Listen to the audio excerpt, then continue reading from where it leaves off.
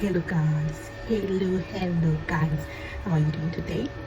Okay, today I'm here to make a video to help people who want to understand the process of making applications to study abroad, like a step-by-step guide to making your application to study abroad. And today the reference country we are looking at is basically United Kingdom.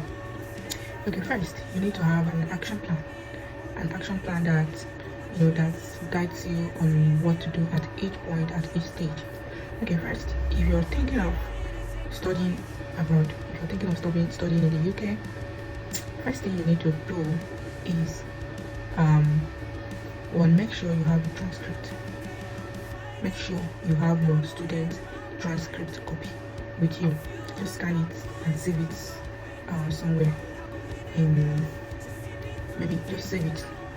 Then you also need to get 2 copies of reference letters, either from your workplace. Maybe some schools will ask you to get one from your workplace and one from your school, your former maybe lecturer the school you pass through. They want you to get a reference letter, or to whom it may concern, from one of your lecturers. It's very, very important. But if you're not working at the moment, you can as well get 2 reference letters from 2 lecturers from your former university. Yeah, that is 2. Those are the things. And then make sure your international passport is very, very ready. I would say be ready, say ready, because some people who want to study, they want to start making applications, but yet their passport is still not, in fact they don't have international passport. So how are you planning to go ahead with that kind of move? So this is just aside, those are the major things you need to do anyway. Then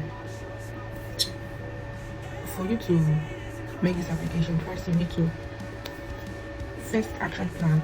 Apart from getting all those documents ready and keeping them aside, you need to ask yourself, what do I want to do in the future? What do I want to study?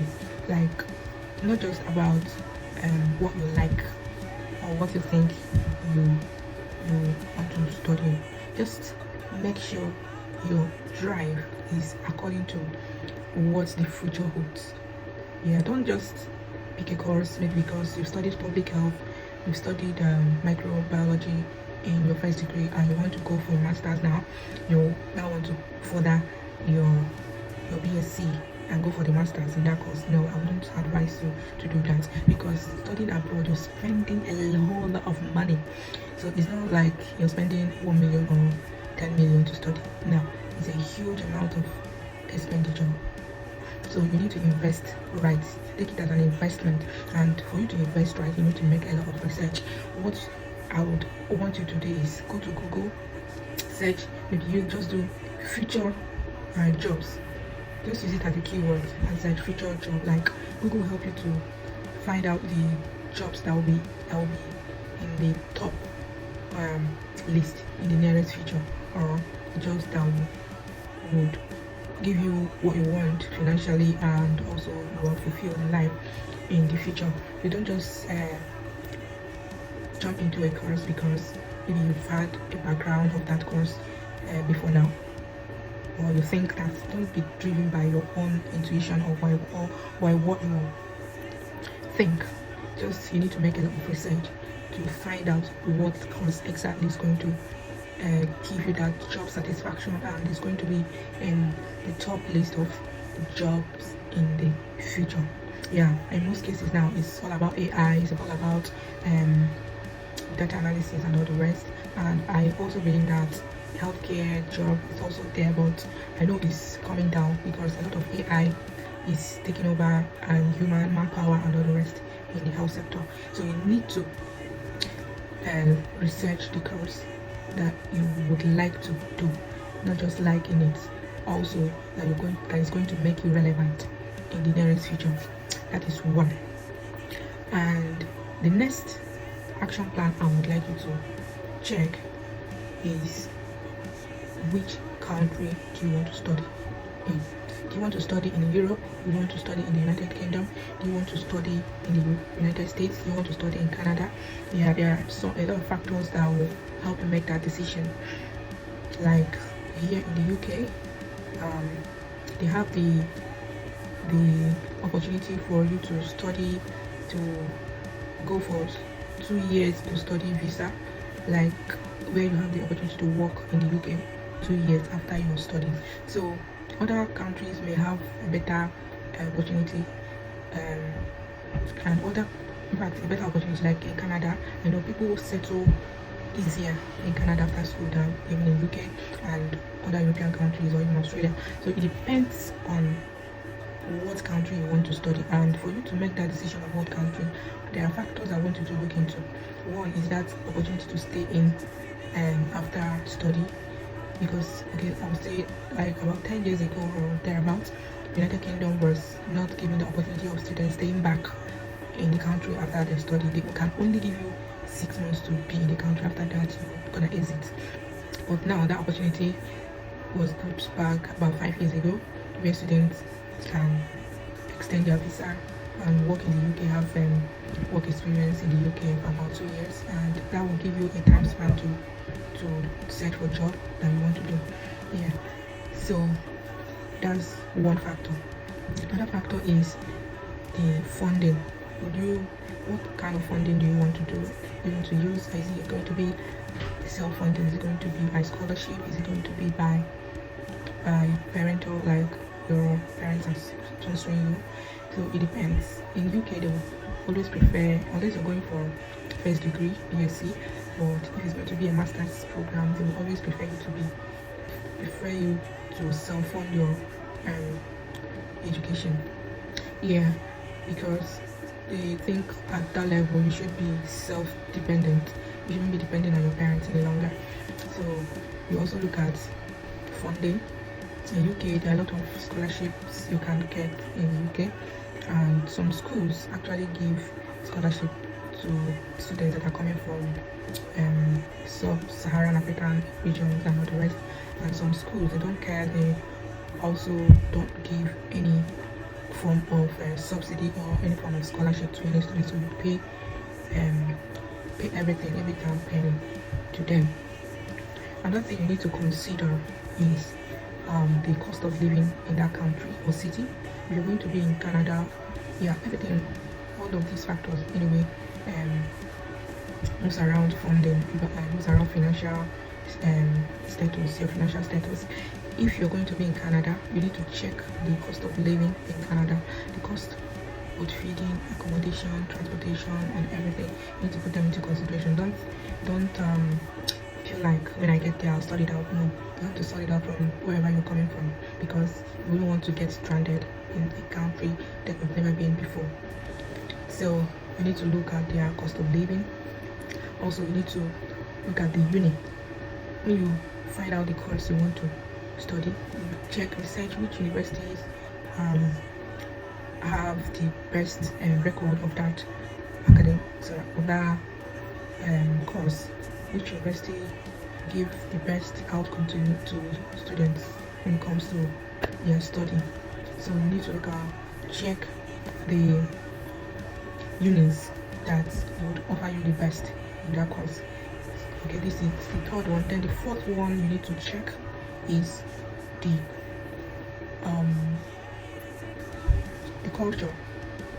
Yeah, when you're considering which country, also put into consideration the culture of that country, because some countries are their culture is very, very different from where you're coming from. Unlike in UK they have diversities of cultures. They are so receptive when it comes to culture. They are not that strict with their own culture. They are dynamic. They bring in different cultures, and they are receptive about it anyway. So you have to look at a country that you can adapt easily. They can adapt easily. You want to go to a country where they don't speak your at least that English language, that is a basic language for Nigerians or any other African country. So you need to look for a country where you can fit in easily and adapt. Okay. Another thing you need to look at is your long-term plan. Are you planning to stay in that country, or you're planning to just study and go back to wherever you're coming from? If you have a long-term plan of maybe settling down in that country, you also need to consider that are there opportunities for me to settle in that country. What do I need to do to settle in that country? Is it something feasible? Is it something that is obtainable? Or just need to check out all these things. Ask questions. People that have been in that country before you, reach out to them, ask questions, and those information would definitely help you. Information is power. Information is power. When I tell you information is power, I know what I mean. Because a lot of people come into any country because they don't have information. In fact, it winds your brain, like your brain starts overreacting to different things because you're trying to figure out a lot by yourself. But when you have information, when you have some basic information about a place where you're going into, it will give you that confidence, it will give you a better clarity of how to handle issues and situations when they face you. But when you don't have information, you don't have a clue of what to do, I bet you it's going to destabilize you, it's going to even affect you emotionally, affect your mental health, affect your physical health and otherwise. So make sure you surround yourself with people that will give you honest information about what your plans, about where you're traveling to. That's action plan 2, which was finding a country which school. So when you find out the school you want to study, when you pinpoint maybe 2 or 3 schools that you would likely want to study, make sure you research about the school, about the course, the main professors, the lecturers in that department. You can also research their books, the books they've written, and just be conversant with the department so that during your interview you'll be able to have a substantial information to give them. Like make yourself conversant with the and what they hold. So that's number 2. Number 3 is cost comparison. That one is very, very important. In short, is cocoa. Funding is very, very important when you're thinking about studying abroad. You need to be sure what you're doing. In fact, funding takes up to about 80% of your preparations here, because one, you need to do your you need to do your visa application. It costs a lot. You need to do your proof of fund. Proof of fund is now on the high side because of the currency depreciation in Nigeria. So it's going to be a lot of millions. So you have to check and be sure of the kind of funding. Are you going to do self-funding? Are you going to be going by scholarship?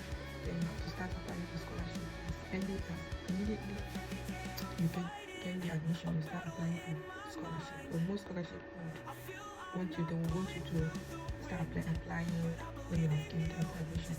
So how much is your tuition? How much is your accommodation? How much is your day-to-day expenses, your transportation? You need to put all those things into consideration. At least the first day of your study, you need to make sure that you're okay. Yeah. So you don't get stranded. With time, you can start your part-time job that will help you to raise some funds or to just support you. But you need to make sure you have enough funds for the first year of your study. Action plan 4 is all about preparation. What do you prepare?